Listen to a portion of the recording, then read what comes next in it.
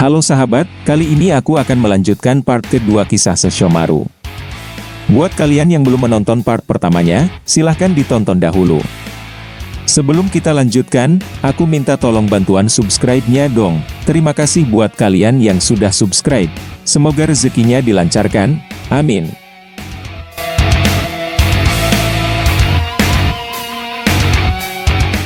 Mendapatkan Tokijin.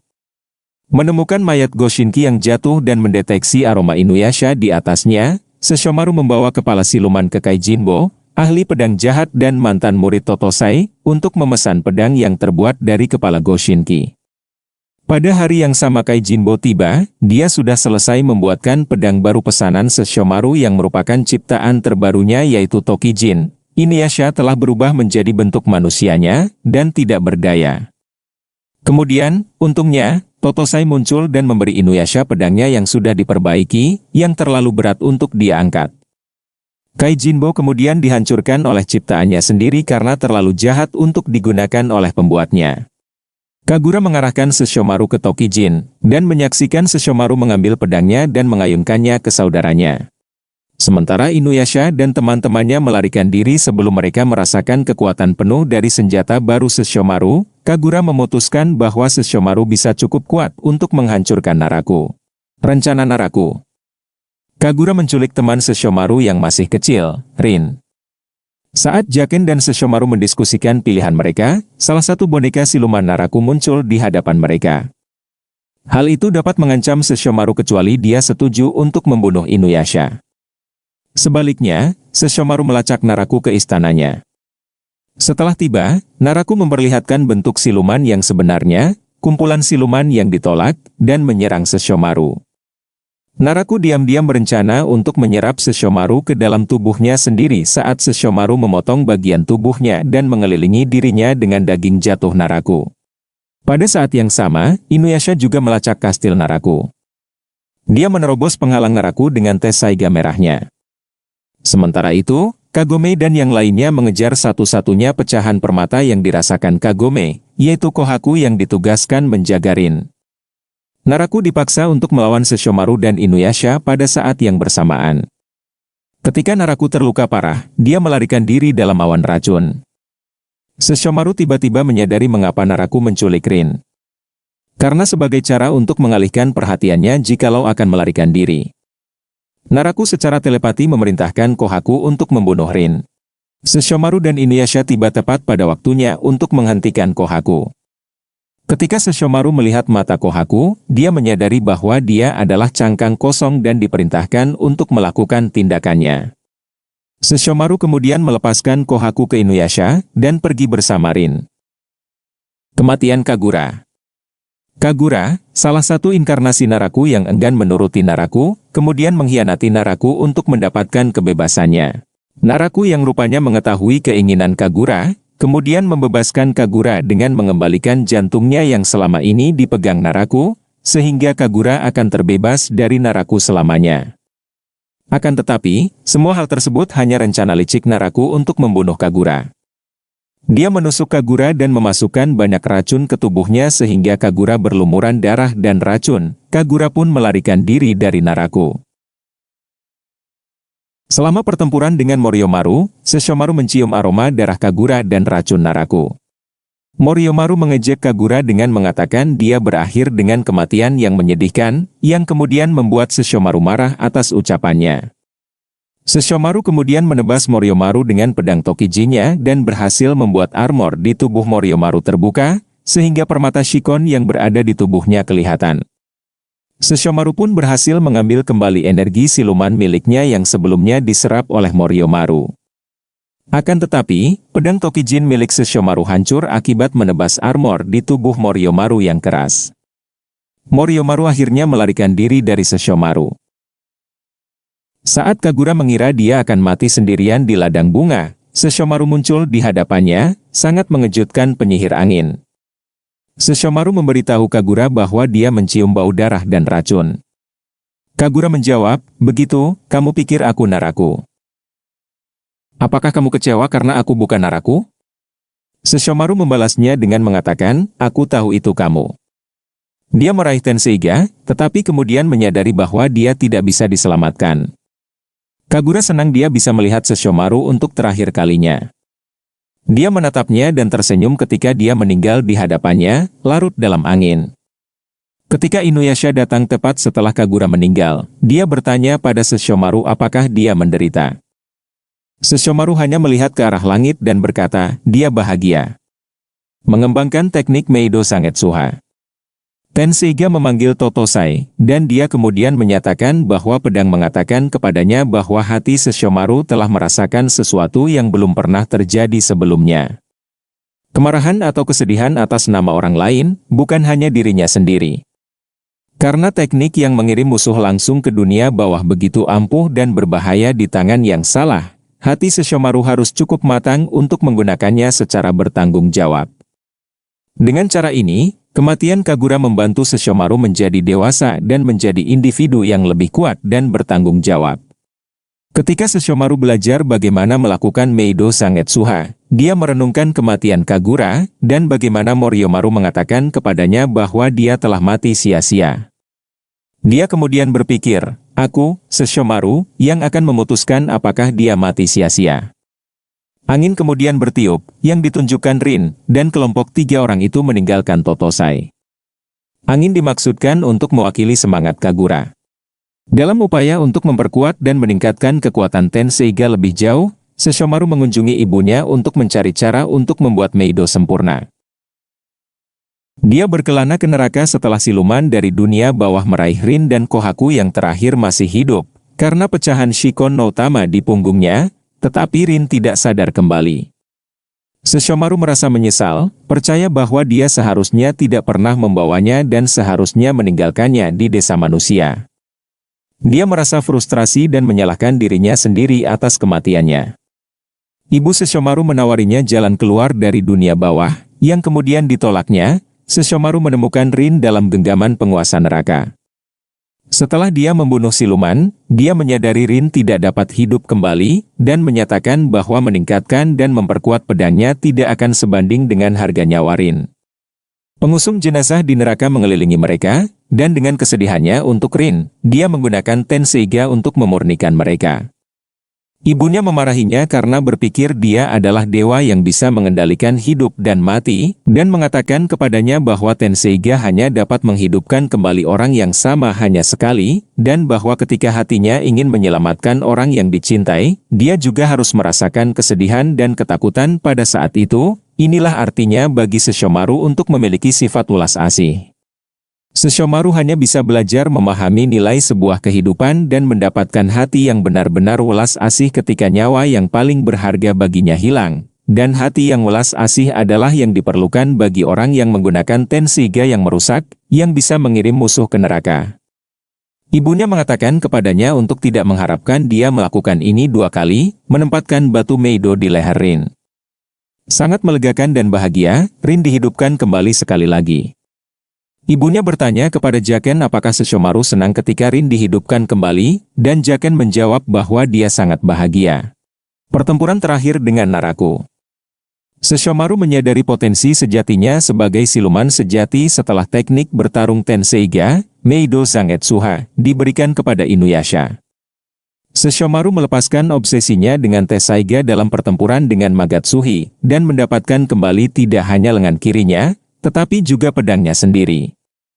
Karena pecahan Kohaku telah tercemar, bahkan kekuatan Kagome telah disegel, Sesshomaru mengikuti saudaranya dan kelompoknya ke desa Kaede untuk bertemu dan membawa Kohaku ke adik perempuan Kikyo, Kaede, saat ia memerintahkan Totosai untuk menempa sarung untuk Bakusaiga.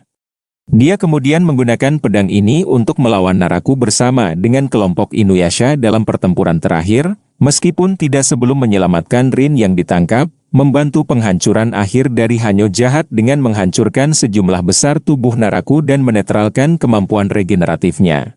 Kehidupan Sesshomaru setelah kekalahan Naraku. 3 tahun setelah kekalahan Naraku, Sesshomaru mengunjungi Rin, yang berada di bawah asuhan Kaede, dengan membawa hadiah. Kagome kemudian melihat Sesshomaru dan memanggilnya kakak ipar dan dia tampak kesal, tapi sebenarnya dia senang. Sesshomaru di Hanyo no Yashahime. Sesshomaru menolak untuk mewarisi gelar mendiang ayahnya sebagai penguasa tanah barat. Sekitar 4 tahun setelah pertarungan melawan Kepala Akar, Rin melahirkan putri kembar mereka. Namun, dia dan Jaken dihadapkan oleh kakak perempuan Kirin Maru, yang memperingatkan mereka bahwa si kembar sekarang menjadi target untuk dimusnahkan untuk mencegah ramalan kejatuhan Kirin Maru di tangan makhluk yang bukan manusia, atau siluman dan entitas mustahil yang melampaui waktu.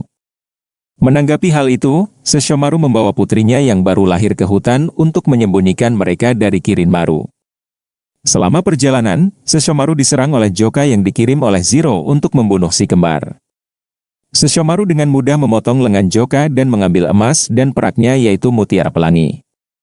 Sesshomaru menempatkan si kembar yang sedang tidur di sebelah pohon di hutan. Jaken, setelah tiba dari memberi Kagome dan Inuyasha rencana mereka untuk menghancurkan Komet Grim, membentuk penghalang untuk melindungi mereka dari siluman yang memburu mereka. Sebelum pergi, Sesshomaru memberi Towa mutiara perak dan Setsuna mutiara emas untuk disimpan dan untuk lebih meningkatkan kekuatan mereka sebagai Inu Hanyo. Keesokan paginya, Sesshomaru datang ke rumah ibunya ketika Jaken merasa lega karena dia tidak ada di sana. Inuyasha dan Kagome tiba. Saat Komet Grim mendekat, dia menggunakan Baku Saiga untuk memotongnya menjadi 2, dan membiarkan Inuyasha menggunakan Meido Zangetsuha pada siluman yang keluar darinya. Dia kemudian menemukan Zero telah mengutuk Rin dengan sisik perak di lehernya, dan saat dia mencoba menggunakan Baku Saiga di Zero, dia memperingatkannya bahwa dia menggunakan benang merah nasib pada Rin, yang berarti bahwa membunuhnya akan juga membunuh Rin, dan mengatakan kepadanya bahwa dia akan menghapus kutukan yang dia berikan padanya jika dia mengungkapkan lokasi putri kembarnya. Namun, Rin tidak mengizinkannya dan meraih Baku Saiganya, dan memohon padanya untuk mengakhiri hidupnya. Setelah Zero pergi, Rin pingsan dan Sesshomaru dan Jaken mengendarai Aun untuk menyegelnya di pohon suci zaman. Ketika Zero membangunkan Kirin Maru untuk memburu Inuyasha bersama dengan putrinya yang baru lahir dan Kagome, Sesshomaru tampaknya membantunya tetapi tanpa sepengetahuan Kirin Maru, tujuan sebenarnya tampaknya adalah melindungi mereka. Setelah dengan jelas memperingatkan Inuyasha dan Kagome sebelum bersekutu dengan Kirin Maru sehingga Inuyasha dan Kagome bisa membuat Hachiemon membawa putri mereka ke tempat yang aman. Sesshomaru mencungkil mutiara hitam Inuyasha dan menggunakannya untuk mengirim mereka ke perbatasan akhirat. Jaken meyakinkan Kirin Maru bahwa Meido Zangetsuha Inuyasha akan dibutuhkan di masa depan. 4 tahun kemudian, dia ditunjukkan dengan Zero dan Homura di atas bukit, di mana Zero menugaskan Homura untuk membakar hutan dengan Towa dan Setsuna yang dianggap setengah siluman yang terkutuk. Ketika dia bertanya pada Sesshomaru apakah dia baik-baik saja dengan itu, dia hanya berbalik dan berjalan pergi karena dia tidak bisa membunuh Zero tanpa membunuh Rin. Jaken akhirnya dikirim dengan Aun atas namanya untuk menjaga Setsuna dengan mengirimnya ke desa Shiori, tempat yang aman bagi anak-anak Hanyo. Setelah 1 dekade, dia terlihat di dalam pohon suci zaman, di mana dia tampaknya menyaksikan ketika rohnya berbicara kepada putri kembarnya yang masih remaja dan keponakannya Moroha tentang takdir mereka.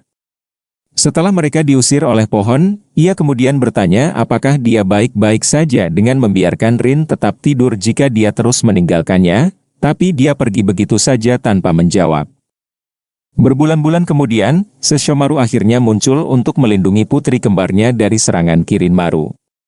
Dia melemparkan pedangnya Baku Saiga ke tanah yang diisi dengan kekuatan untuk menghentikan Kirin Maru menghabisi mereka dan bertarung dengan Kirin Maru hingga menemui jalan buntu, memaksa Kirin Maru untuk meninggalkan Towa dan Setsuna hidup-hidup. Kirin Maru kemudian mengingatkan Sesshomaru bahwa kedua siluman besar masih perlu bekerja sama.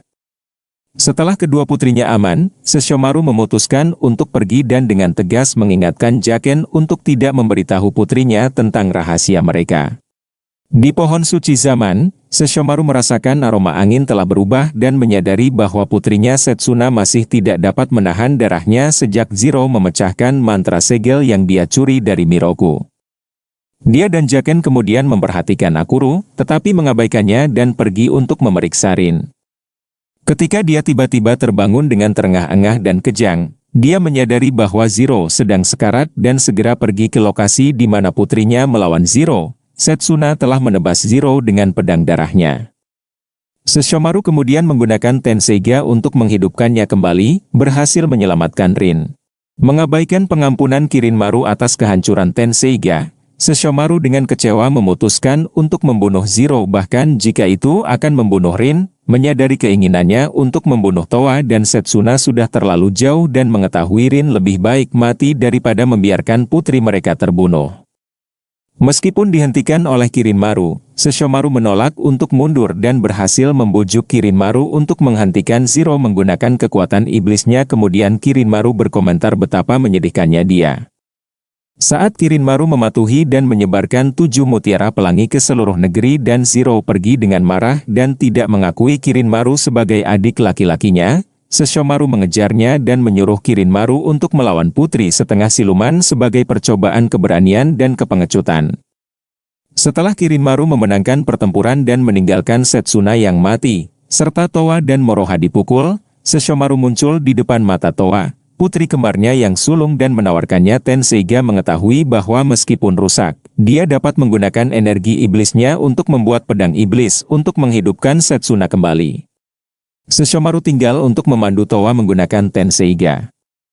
Setelah Towa pingsan karena terlalu memaksakan diri, Sesshomaru menangkapnya dan membaringkannya dan memanggil Setsuna, yang bangun dan menggunakan Yukari no Tachikiri yang ditempa oleh Totosai untuk menghancurkan iblis yang mengelilingi mereka.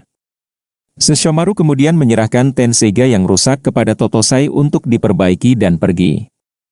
Saat Sesshomaru pergi, Totosai berkata bahwa Sesshomaru menjadi lebih toleran di tahun-tahun sejak terakhir kali dia melihatnya. Saat Sesshomaru dan Jaken mengunjungi Rin yang koma, dan kupu-kupu mimpi melanjutkan mengisi istrinya dengan mimpi yang diambil dari tidur Setsuna, dia menyadari bahwa putri kembar mereka yang lebih muda dan 2 lainnya sedang menuju ke tempat tinggal Bokusen.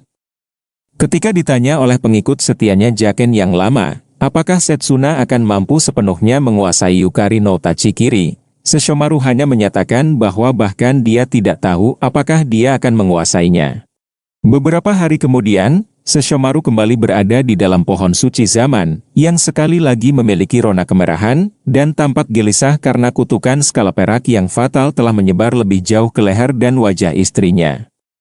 Dia pergi untuk membawa Towa dan Setsuna atas perintah ibu mereka yang sakit, tetapi Rin memberitahunya bahwa dia bisa merasakan bahwa Towa sedang menangis.